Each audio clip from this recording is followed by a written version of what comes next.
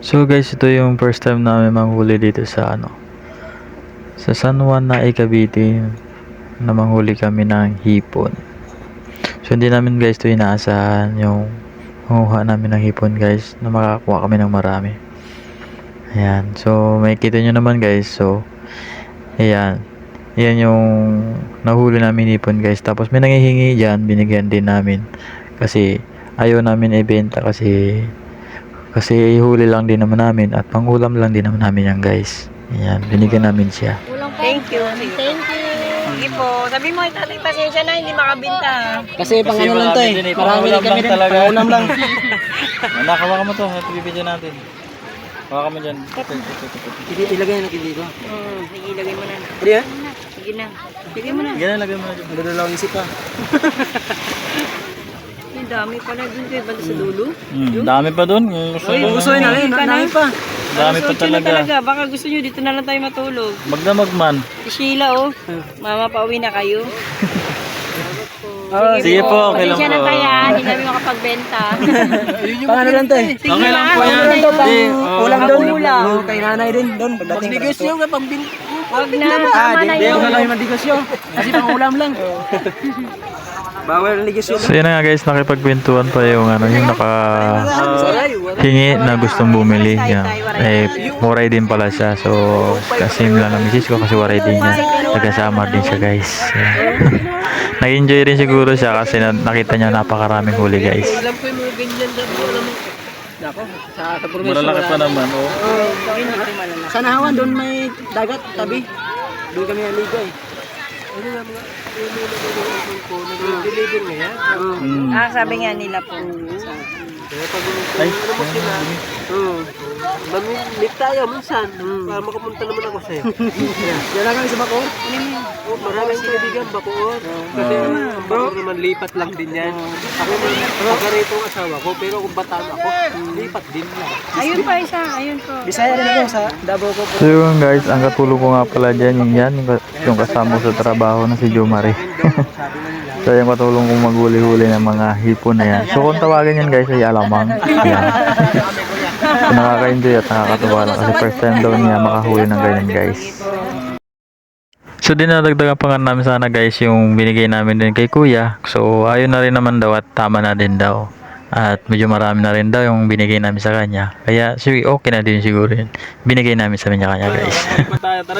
So sobrang enjoy nga namin guys. So iniyaya ko pa nga si Jumari sana dyan maghuli pa uli. Pero sabi ng misis ko tama na daw at gabi na. At yung isa kong kasing anak ay naghahanap na sa bahay. At anong oras na rin kasi guys. Kami ito baka naman maporbigay sa So yun na nga guys, may natira kasing hipon kanina. So lilinisin ko kasi sayang naman kung itatapon. At pwede pa yun may ulam guys. At lilinisin ko na rin guys yung pinanghuli namin ng hipon o alamang guys. Ba't malabo? Yun na guys, may natira pa kasing konti so nililinisan ko. Sayang naman kasi patay na yung mga hipon. So tinanggalan ko lang ng buhangin para pwede pa siyang makuha. Kasi kung itatapon naman natin guys, sayang naman kasi hindi na rin na mabubuhay kasi patay na yun naman yung hipon na nahuli natin guys. Yan, nilinisan ko lang siya guys. Yung kung makikita mo guys yung itim-itim na yan, yun yung bato. So kailangan natin hiwalay yung alamang dyan para walang maisama na bato sa dun sa lalagyan natin guys. Kasi pag kinain natin yan guys, baka may makain tayong bato guys. Yun na guys. So yan, yung nating nahuli. So marami na, di ba? Isang malaking paper bag. Sana isang timbang maliit na yan guys. Di ba? Nakakapanghinay, nakalibre tayo ng ulam guys. So ang dami namin nahuli guys. Yun na guys, niyaya ko pa nga dyan yung kasama ko na si Jomari manghuli uli kasi nag-enjoy nga siya kasi ang dami namin nahuli guys. So hindi na kami natuloy kasi alanganin na rin at gabing-gabi na at wala na rin kami malalagyan guys ng hipon na mahuhuli namin guys. Ang dami namin nakuha ang alamang guys. Ang ganda ng hipon. Pero ito, Guys, first time ko makakuha ng ganito. Ang dami namin nakuha. Eh, ano ba guys, sabi niya ay first time niya daw niya makahuli ng ganyan karaming hipon. Kaming So yung nagbibideo nga sa kanya guys, yun si Regine, yan ay partner niya naman niya na si Jo Marie. Nakasama ko sa panghuli ng hipon guys. Yan. Nag-enjoy din kasi siya, marami na huli namin guys eh. Pero pag luto na, hindi ako allergy guys. Okay na. tara na. Yan din guys, pauwi na rin kami dyan at prepared na kami. So ito yung hawak-hawak ko na yan guys, yan yung pinanghuli namin ng alamang. So yun ay kulambo. Ginawa ko lang panghuli ng alamang yan guys. Di ba natin nakalain na makakahuli yung kulambo natin dala-dala guys. Sa dami ng alamang na nahuli natin guys. Di ba?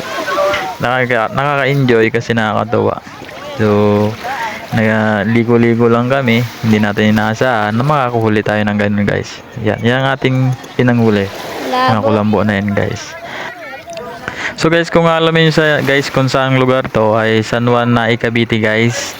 Siyempre guys, huwag niyo naman kalimutan guys subscribe ang ating channel at mag-like sa ating video guys. And maraming salamat. So hanggang dito lang at sa susunod na mga videos na i-upload natin guys. Maraming salamat sa inyo guys. Bye bye. See you next video guys. Guys, hanggang dito na lang. Ang aming panghuli ay ito lang. Yan. Panghuli. Ito lang ang aming pinanghuli. Naka 10 kilo kami.